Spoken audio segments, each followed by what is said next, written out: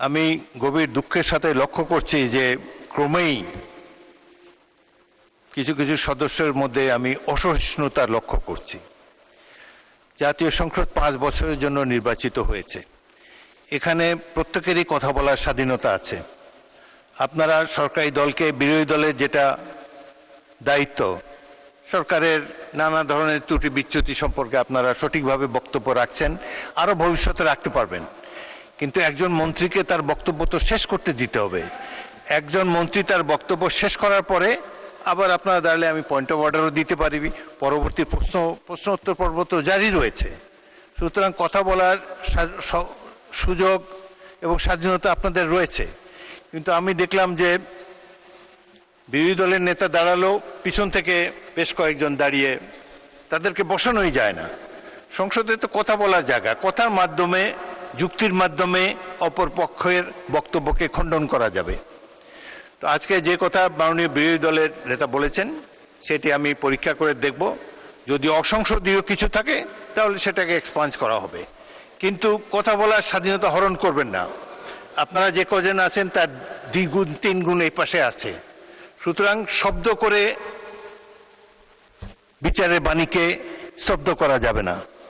আমাকে সংসদ পরিচালনা করতে দিন। আমি আমার জ্ঞান বুদ্ধিমতো নিরপেক্ষভাবেই সংসদ পরিচালনা করার চেষ্টা করছি এবং আপনাদের সকলের চেয়ে অনেক অনেক বছর, 40 বছর এই সংসদে আছি।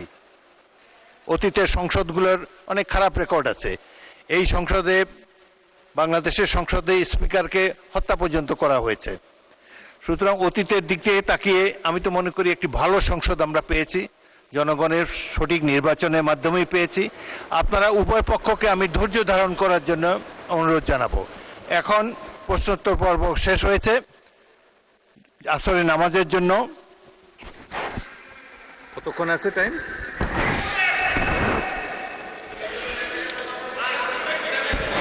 এখন আসরের নামাজ। আপনি কি বিরোধী দল নেতা আরো বলতে চান?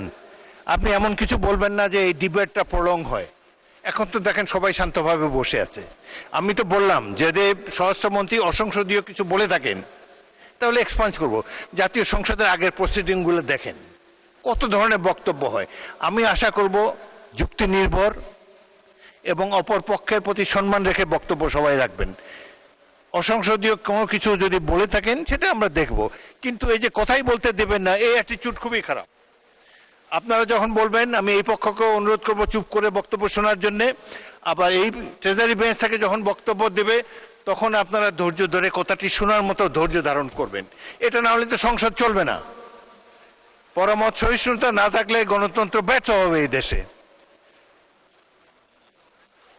আচ্ছা, যাই হোক, এখন আমি প্রথমে মাননীয় বিরোধী দলের নেতা, আপনাকে বলতেই হবে, আপনি এই প্রসঙ্গে বলবেন নাকি অন্য কোনো প্রসঙ্গ? বিরোধী দলের নেতাকে মাইক দিন। মাননীয় স্পিকার, আসলে এক্সপাঞ্জ হ্যান্ডস্পট করারও ইতিহাস আছে, আবার পরীক্ষা করে দেখারও ইতিহাস আছে।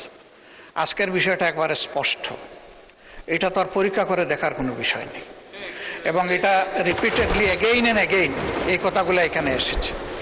2 নম্বর, আপনার একটা কথায় সামান্য সংশয় এবং কষ্ট সৃষ্টি হয়েছে। এটি হচ্ছে আপনি যথার্থই অ্যাটেনশন ড্র করেছেন, অভিভাবক হিসেবে এটা করবেন যে আমি দাঁড়ানোর পরে বাকিরা এখানে দাঁড়িয়ে আছেন, এটা ডিসেন্সিপূর্ণ হয়েছে। এটা আপনি করতে পারেন, এটা আপনার দায়িত্ব। কিন্তু সেই সাথে শেষের দিকে কনক্লুশনে গিয়ে একটু বললেন যে এই দিকের চাইতে ওই দিকে 3 গুণ আছেন। এটা তো ভালো লাগলো না মাননীয় স্পিকার। আমি কোনো গুণে বিভক্ত, এই সংসদকে কোনো গুণে বিভক্ত করার পক্ষে নই। আমরা প্রথম দিক থেকে বলেছি ভালো কাজে আমরা সবাই এক হব, একসাথে কাজ করব, অন্যায় কিছু হলে আমরা প্রতিবাদ করব। আমরা সেই প্রতিবাদ করেছি। হয়তো এই প্রতিবাদ কারো পছন্দ হবে, কারো পছন্দ হবে না, সেটা ভিন্ন।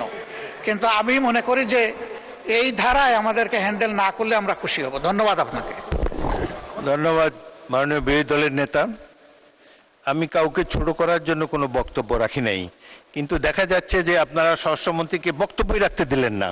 শাউট করে তার বক্তব্য যাতে না শোনা যায়, এই অ্যাটিটিউডটার আমি নিন্দা করি। এটি সঠিক অ্যাটিটিউড নয়।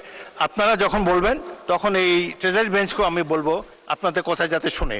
আবার ট্রেজারি বেঞ্চ থেকে যখন বক্তব্য দেবে একসাথে 80 জন দাঁড়িয়ে যদি কথাই বলতে না দেন, এটা সংসদীয় প্র্যাকটিস নয়।